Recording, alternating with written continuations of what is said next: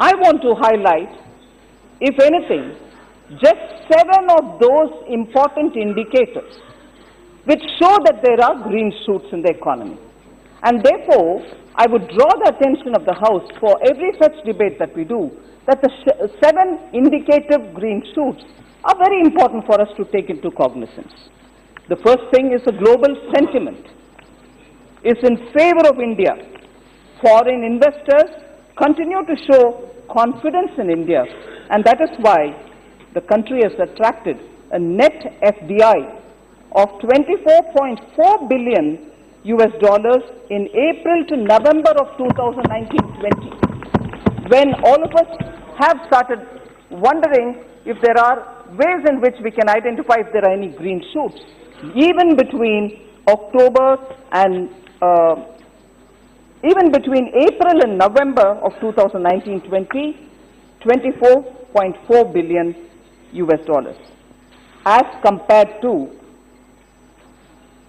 $21.2 billion the same period, April to November the previous year, which is 2018-19.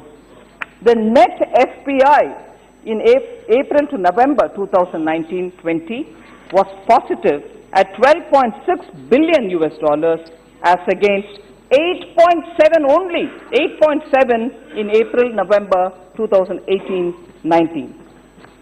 That is the first indicator, sir.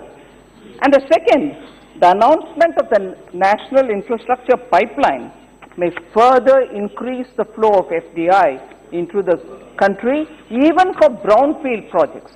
And therefore, the green shoot is got to be identified, recognized, and its impact all of us can wait to see. So the next one, the third indicator of green shoots, industrial activity is on a rebound.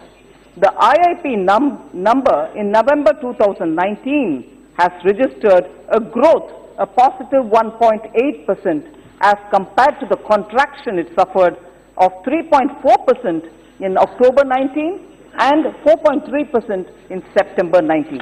Between September, October, and compare it to November, November itself is showing positive indicator.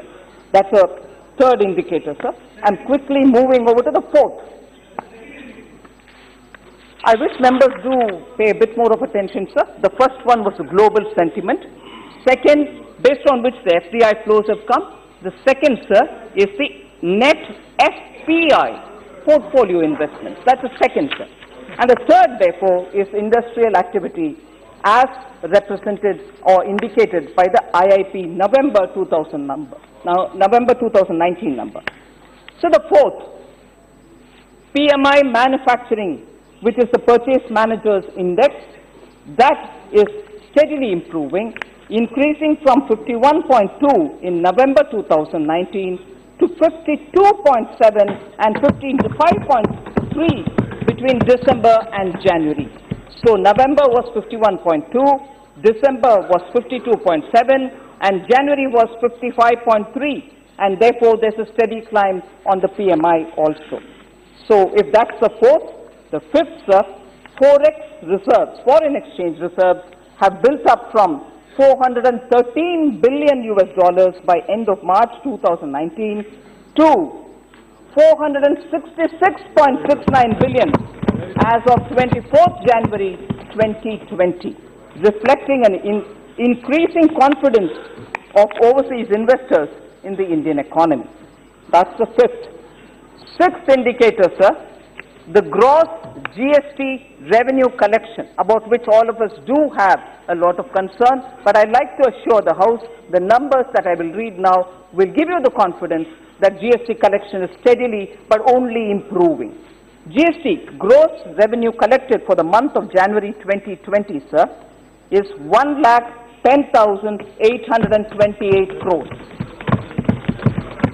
During April 2019 and January 2020, the gross GST revenue collected has surpassed 1 lakh crores 6 times, pointing towards an increased economic activity overall.